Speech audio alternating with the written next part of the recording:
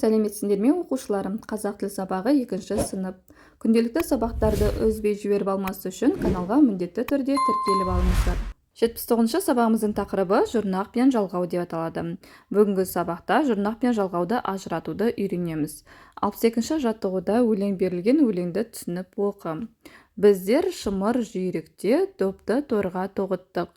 Еп қана емес, бірлікте керек екен соны ұқтық. Бұл өлең Балдырған журналынан алынған. Енді төмендегі тапсырмаға назар аударамыз. Қарамен жазылған сөздердегі қосымшаның жұрнақ немесе жалғау екенін айт. Бізде өлеңде қарамен жазылған сөздер ол біздер, допты, торға деген сөздер. Ең алдымен бұл сөздердің түбірі мен қосымшасын ажыратып алайық. Біздер деген сөздегі түбірі біз, дер қосымша. Яғни оның ішінде жалғауға жатады, себебі сөз бен сөзді байланыстырып тұр. Келесі допты деген сөзде доп түбірі, т қосымша, бұл жерде бұл да жалғауға жатады. Келесі торға деген сөзде тор түбірі, ға жалғауға жатады.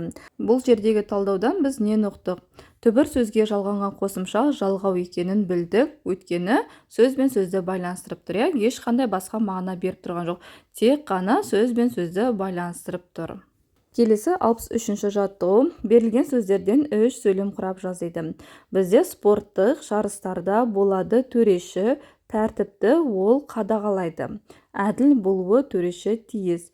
Осы сөздерден, яғни нүкте қойылып тұр, әрқайсысында 3 сөйлем құрауымыз қажет. Ол мынадай түрде болады. Спорттық жарыстарда төреші болады.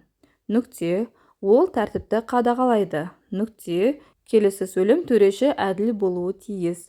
Мінекей оқушылар осы нұсқасы дұрыс, осыны әдемілеп дәптерімізге жазып аламыз. Келесі 64-ші жаттығу. Өлеңді оқып, ондағы қимылдарды жасап көрсет дейді. Ал енді өлеңді оқи отырып, біз ондағы қимылдарды жасап көрсетеміз. Денені тік ұстағын, екі аяқты жұптағын. Оң қолыңды оң тұсқа, сол қолыңды сол тұсқа. Созғындағы тұрмында, бірде төмен жоғары келтір тағы қимылға. Авторы Мұзафар Әлімбай. Енді осы оқыған өлеңдегі антонимдерді тап дейді.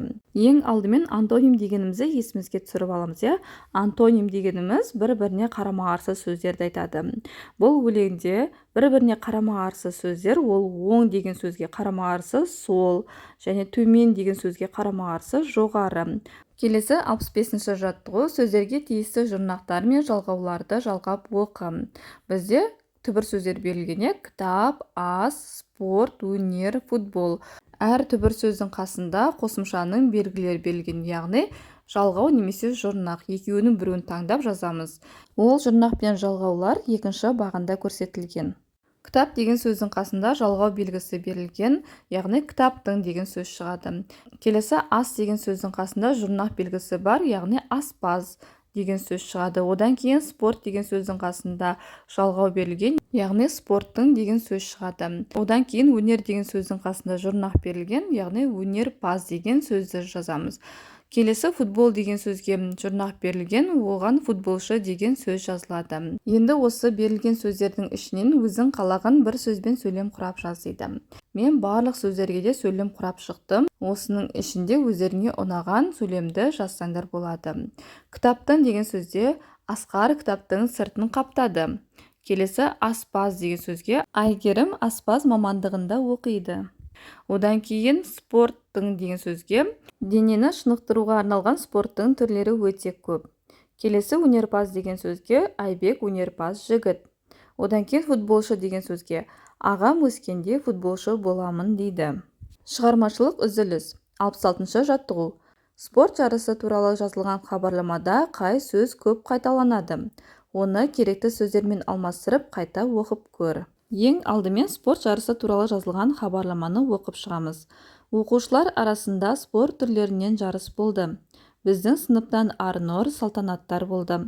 Олар секіру жүгіруден бірінші болды. Жарыс көңілді болды. Бұл жерде болды деген сөз көп қайталанып тұр. Оның орнына төмендегі берілген керекті сөздерді алмастырып жазамыз. Керекті сөздердің қатарында қатысты, өтті, ұйымдастырылды, болды деген сөздер берілген. Оқушылар арасында спорт түрлерінен жарыс ұйымдастырылды. Біздің сыныптан Арнұр салтанаттар қатысты. Олар секіру жүгіруден бірінші болды. жарыс көңілді өтті. Мінекей оқушылар барлық сөйлемде болды деген сөз көп қайталанған, иә. Соның орнына керекті сөздерді қатыстырып, қайтадан сөйлемді құрап, оны оқып көрдік. Берілген сөйлемдер дұрысталды. Ал енді оқушылар, осымен бүгінгі сабағымыз аяқталды. Егер де сабақ ұнаған болса, каналға міндетті түрде тіркеліп, лайк басуды ұмытпаңдар.